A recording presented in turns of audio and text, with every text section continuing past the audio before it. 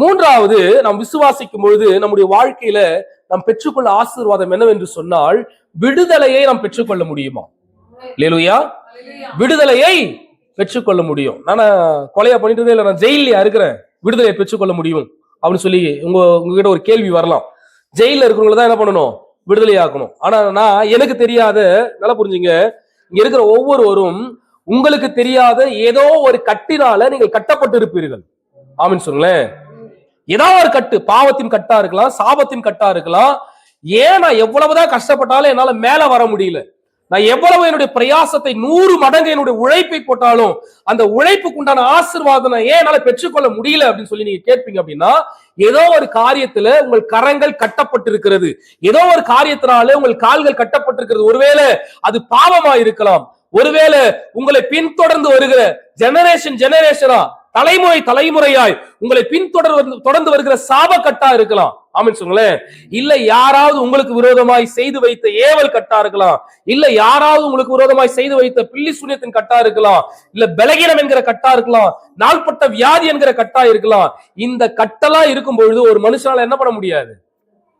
சமாதானமா, நிம்மதியா, ஆசீர்வாதமா வாழ முடியாது.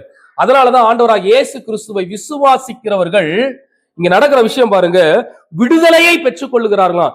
எங்கெல்லாம் ஆண்டவராக இயேசு கிறிஸ்து போனாரோ பாருங்க, பிறவி குருடனுடைய கண்ண ஆண்டவர் தருகிறார். பிறவி குருடன் சாதாரண மனுஷன் அல்ல, சாதாரண திடீர்னு ஒரு ஆக்சிடென்ட்ல தன்னுடைய கண்ணை இழந்தவன் அல்ல, பிறவியிலிருந்தே குருடனா இருக்கிறான். அப்போ சீஷர்கள் கேட்கிறாங்க, இவன் குருடனா இருப்பது இவன் செய்த குற்றமோ, இவன் பெற்றோர்கள் செய்த குற்றமோ அப்படின்னு சொல்லி கேட்கும்போது ஆண்டவர் சொல்றாரு, இவன் செய்த பாவமும் அல்ல, இவன் பெற்றோர்கள் செய்த தவறும் அல்ல, தேவனுடைய மகிமை வெளிப்படும்படி இவன் இப்படி இருக்கிறான் அப்படின்னு. அப்போ நம்முடைய வாழ்க்கையில வருகிற பிரச்சனைகளுக்கும் போராட்டங்களுக்கும் ஒண்ணு நாம செய்யற பாவம், நாம செய்யற அக்கிரமோ, அது ஒரு என்ன பண்ணுது? கட்டா நம்முடைய வாழ்க்கையை கட்டி போடும். ரெண்டாவது, என் முன்னோர்கள் செஞ்ச பாவம், என்னுடைய ஜெனரேஷன், சந்ததி, தாய் தகப்பன், முன்னோர்கள், பாட்டன் பூட்டி அப்படின்னு சொல்றாங்கல்ல, இவங்களா செஞ்ச அந்த தண்டனை என்னை கட்டி போட்டிருக்கும். இந்த கட்டுல இருந்து யார் விடுதலையாக்க முடியும்? அல்லேலூயா. ஆமென் சொல்லுங்களேன். அப்ப இந்த இயேசுவை ஆண்டவர் சொல்ற, என்ன விசுவாசிக்கிறாயா?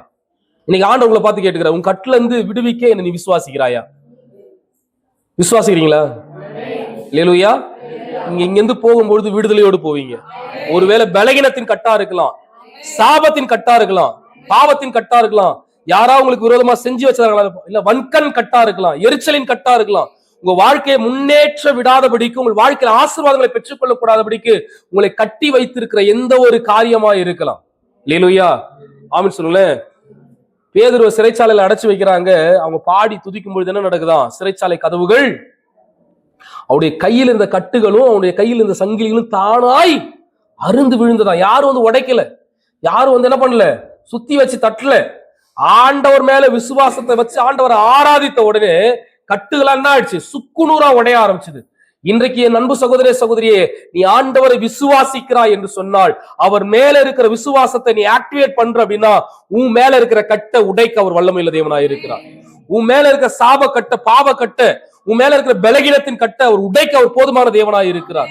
உனக்கு விரோதமா யார் என்ன செஞ்சு வச்சதாலும் அந்த கட்டை உடைக்கிறதுக்கு ஆண்டவர் போதுமான தேவனாய் இருக்கிறார். ஒன்னே ஒண்ணுதான், அவர் மேல இருக்கிற விசுவாசத்தை நீ என்ன பண்ணணும்? இன்னும் வளர்க்கணும். ஆமென் சொல்லுங்க. அந்த விசுவாசத்தை இன்னும் கொஞ்சம் ஒரு அடி மேல, இன்னும் ஒரு ஸ்டெப் மேல, இன்னும் கொஞ்சம் அதிகமா அவரை நீ விசுவாசிப்பதில நீ வளர வேண்டும் என்று ஆண்டவர் நமக்கு கற்றுக் கொடுக்கிறார். அல்லேலூயா. ஆமென் சொல்லுங்களேன். வாசி ஒரு வசனத்தை கூட, மார்க் 19வது அதிகாரம்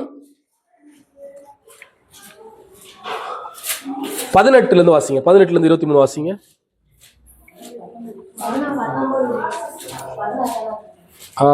இல்ல இந்த வசனத்தை வாசிங்க. மத்தேயு 17:27 வாசிங்க. சரி, 17 வாசிங்க.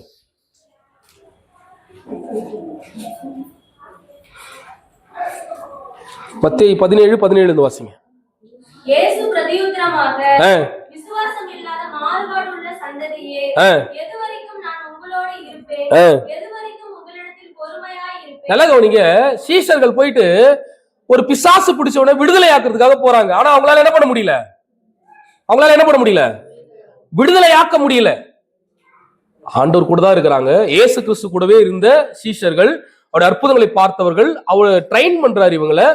அப்படி இருந்தாலும் இந்த சீஷர்களால அந்த பலகீனத்திலிருந்து அந்த மனுஷன் என்ன பண்ண முடியல, விடுவிக்க முடியலையா. அல்லேலூயா. ஏன் விடுவிக்க முடியலன்னு ஆண்டவர் சொல்றாரு. சீஷர்கள் சொல்றாங்க, ஆண்டவரே எங்களால் ஏன் அதை விடுவிக்க முடியல அப்படின்னு சொல்லும்போது ஆண்டவர் சொல்றாரு பாருங்க, விசுவாசம் இல்லாத மாறுபாடான சந்ததியே. அல்லேலூயா. ஆமென் சொல்லுங்களேன். அப்போ என் அன்பு சகோதரி சகோதரியே, நீ நல்லா ஒரு புரிஞ்சுக்கணும். உன் வாழ்க்கையில விடுதலை வேண்டும் என்று சொன்னால், எத்தனை பேருக்கு விடுதலை வேணும்? அல்லேலூயா. உன் வாழ்க்கையில விடுதலைன்னு சொன்னா நீ ஈஸியா உன்னுடைய வேலையை செஞ்சு முடிப்ப.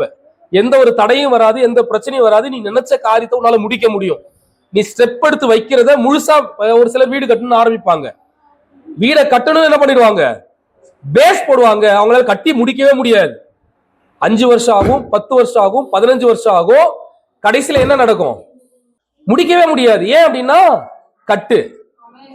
அதுல இருந்து உங்களால என்ன பண்ண முடியல, விடுதலையாக முடியல. அப்ப உங்க வாழ்க்கையில உங்களை விடுவிக்க கூடாதபடிக்கு ஏதோ ஒரு கட்டு இருக்கிறதுனாலதான் உங்களால என்ன பண்ண முடியல, அடுத்தடி மேல வர முடியல, ஆசீர்வாதங்களை பெற்றுக்கொள்ள முடியல, நன்மையை பெற்றுக்கொள்ள முடியல. அப்ப இந்த கட்டை உடைக்கணும் அப்படின்னா, நீ விடுதலையை பெற்றுக்கொள்ள வேண்டும் என்று சொன்னால் அவர் மேல இருக்கிற விசுவாசம் இன்னும் ஒரு அடி மேல என்ன பண்ணணும். இந்த விசுவாசம் இந்த பிசாச துரத்துவதற்கு உனக்கு போதாதுப்பா அப்படின்றார் ஆண்டவர். இன்னைக்கு நான் சொல்றேன், இந்த விசுவாசம் உனக்கு இருக்கிற இந்த விசுவாசம் உன் வாழ்க்கையில இருக்கிற பிரச்சனையிலிருந்து உன்னை விடுதலையாக்க போதாது. ஆமென் சொல்லுங்களேன். எத்தனை பேர் நான் சொல்றது விசுவாசிக்கிறீங்க? உனக்கு இருக்கிற இந்த விசுவாசம் அற்ப விசுவாசியே, ஆண்டவர் உங்களை பார்த்து சொல்றாரு, அற்ப விசுவாசியே, உனக்கு இருக்கிற இந்த விசுவாசம் உன்னுடைய வாழ்க்கையில விடுதலையாக்க போதாது. நீ வேண்டிக் கொள்ளுகிற காரியத்தை உன் வாழ்க்கையில நிறைவேற்ற இந்த விசுவாசம் உனக்கு போதாது. உன் வாழ்க்கையில கர்த்தர் நன்மையை கொடுக்க இந்த விசுவாசம் உனக்கு போதாது. நீ என்ன பண்ண, இன்னும் உன் விசுவாசத்தை இன்னும் கொஞ்சம் வளர்த்துக்கொள். அல்லேலூயா. ஆமென் சொல்லுங்க.